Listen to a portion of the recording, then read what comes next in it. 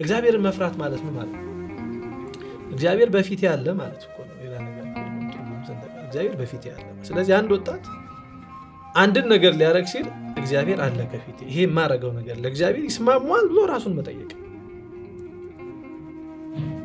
ልክ ሰይጣን የኃጢአትን ድግስ ጋብዞ ሲጠራ እግዚአብሔር በፊት ያለ፣ ይሄ ነገር ለእግዚአብሔር ይስማማል ብለን ከጠየቅን እንደማይስማማው ህሊናችን ስለሚነግረን እንመለሳለን። ስለዚህ አንዱ በዚህ በወጣትነት እድሜያችን አብዝተን እግዚአብሔርን ማሰብ፣ በመማር በመስራት በጓደኞቻችን ዓለም ተጽዕኖኛ ላይ በምታሳድርበት ነገር ሁሉ እግዚአብሔርን አብሮ ይዞ መሄድ። ያ የወጣትነት እድሜ ላይ እግዚአብሔር አብሮ ካለ በጉዞ አብሎ እግዚአብሔር አብሮ ይወጣል አብሮ ይገባል ካለን ከፊት እግዚአብሔር አለ ካለ የምናደርገው ነገር ሁሉ እግዚአብሔርን ሐሳብ ቅድሚያ በማድረግ ይሆናል። ስለዚህ የመጥፊያ መንገዳችን ምን እየሆነ ነው የሚመጣው? እየታሰረ ነው። መልካም። እንግዲህ በቤተ ክርስቲያናችን ታሪክ ብዙ ስራ የሰራ አንድ ድንቅ ወጣት አለና ግብፃዊ ሀቢብ እና እንደሱ አይነት ወጣቶችን ለማፍራት በቤተ ክርስቲያን ወይም ወላጆች ምን ማድረግ አለባቸው? ጥሩ እንግዲህ ሀቢብ ጊዮርጊስ በጣም ለወጣቶች በጣም ትልቅ አርአያ የሚሆን አባታችን ነው።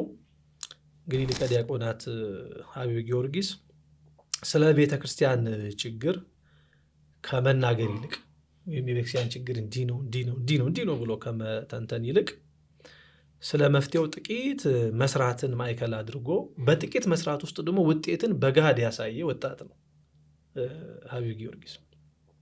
እና የእስክንድሪያ ቤተክርስቲያን ዳግም እንድታንሰራራ ሀቢብ ጊዮርጊስ በእውነቱ እድሜውን ሰውቷል። አሁን የኛ የወጣትነት እድሜ ቅድም እንዳለው ነው። እርሱ በጉብዝና ወራት ፈጣሪን አሰብ። እኛ በጉብዝና ወራታችን ላይ ዓላማችን ምንድን ነው? ማለት መማር አይደለ? እስኪ አሁን የልጅነት ቅኝታችንን እንመልከተው። እናድጋለን። ቤተሰብ በጥሩ ሁኔታ በሃይማኖት በምግባር በቤተክርስቲያን እየኮተኮተ የሚያሳድገው ሰው ከዛ ከቤተሰብ ቅኝት ይወጣና ወደ ዓለም ቅኝት ይሄዳል፣ ወደ ትምህርት ቅኝት ይሄዳል አይደለ? እዛ ትምህርት ቤት ውስጥ የሚቃኘው ቅኝት አለ። ያን ቅኝት ይዞ ደግሞ ትምህርቱ ሲጨርስ ወዴት ይሄዳል? ወደ ስራ ዓለም ይገባል። በስራ ዓለም ውስጥ ደግሞ የምናገኛቸው ቅኝቶች አሉ። እነዛ ቅኝቶች ከእግዚአብሔር ቅኝቶች የሚያወጡን ይሆናሉ። ስለዚህ ያን ቅኝት ተከትለን የልጅነታችንን ቅኝት ረስተን ነው የምንሄደው። ከዛ ትዳር እያለ ነው የሚቀጥል ህይወታችን።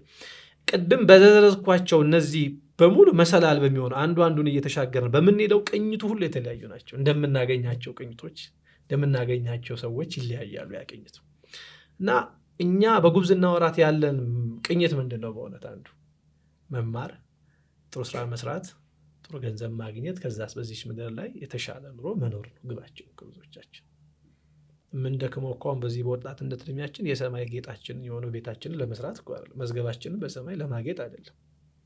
መስራት አልተከለከለም፣ ግን ደግሞ እግዚአብሔርን የሚያስረሳ ስራ ከመጣ ግን አደጋ እሱ ነው። እና የሀቢብ ጊዮርጊስ እኮ ልዩነቱ በዚህ የወጣትነት እድሜው በእውነቱ የዓለም ጌጥ ንብረት፣ የወጣትነት እድሜ ማጌጥ መዋብ፣ እሱ እኮ ዓላማዋ አልነበረው። ዓላማዋ የእስክንድሪያ ቤተክርስቲያን ነች። በቃ እኮ እና የእኛን ዓላማ እስኪ ከሀቢብ ጊዮርጊስ ጋር እናስተያዩ። አሁን እኛ ከጓደኞቻችን በልብስ በማነሳችን እግዚአብሔርን ተስፋ ቆርጦ የተወው ሰው የለም። ከጓደኞቼ አነስኩኝ፣ ከምከተላቸው ሰዎች በኑሮ በሀሳብ አነስኩኝ ብሎ ከቤተክርስቲያን ጠፍቶ ሄደ ሰው የለም። ዓላማችን ሁሉ እዚህ ምድር ላይ ስላለው ነገር አርቀን አናስብም። ሀቢብ ጊዮርጊስ የዚህን ዓለም ከንቱን ነገር ናቅ እና የእስክንድርያ ቤተክርስቲያን በዛ ሁሉ መከራ ውስጥ በዛ ሁሉ ፈተና ውስጥ ሆነ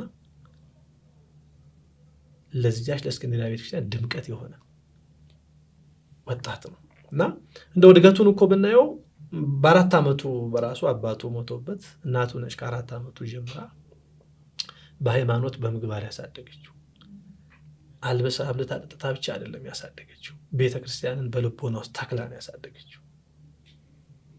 እና በሄደበት ሁሉ በልቡ ቤተክርስቲያን ይዞ ሄደ። እንደምታውቂው የግብፅ ቤተክርስቲያን 2 ፈተናዎች ነበሩባት። አንደኛው የኬልቄዶን ጉባኤ ነው። እንደምታውቀው ያን ምንፍቅና ተከትሎ በዚያ ደረጃ ፈተና ገጥሟታል።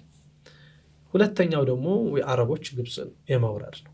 በዚህ ምክንያት የግብፅ ቤተክርስቲያን ባህሏን እያጣች ሃይማኖታዊ ትውፊቷን እያጣች ፈተና ውስጥ ወደቀች። በዚህ ሰዓት ነው አቢይ ጊዮርጊስ እንደው ችግሩ የመጣው ከምስራቅ ነው ከምዕራብ ነው የሚለውን ነገር ትቶ ለመፍትሄ ራሱን የሰዋ ወጣት ነው የተማረ። ምክንያቱም ቤተክርስቲያንን በንግግር ሳይሆን በእውቀትና በመረዳት። ምክንያቱም አንድ ሰው ቤተክርስቲያንን የሚያውቃት